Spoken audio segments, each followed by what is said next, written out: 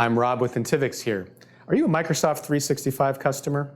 Now there's a small and impactful shift happening March 1st of 2022.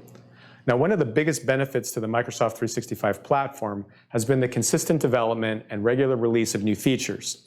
Now in March of next year, you can expect the first major price increase since the platform was originally launched in 2011. Now here's a chart to my right showing the price increases.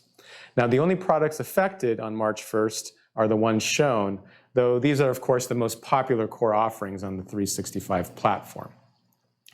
Now these increases may seem minor if you consider all that has been added to the platform over the years, but price increases won't be the only change to your subscription agreement.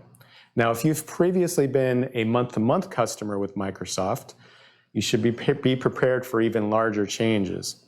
Now, in order to keep your monthly billing cycle, you should expect a greater increase than the one shown in the chart.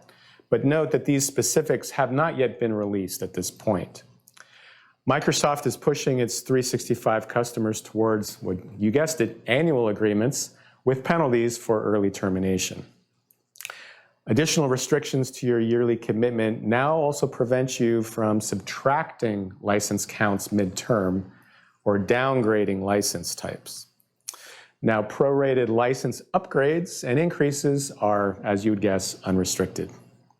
Licensing strategies and forecasting your technology expenditures just got a bit more complex. Now, if you'd like to talk a bit more about this and more, please get in touch with us and we'd be happy to help. Thank you, and you have a great rest of your day.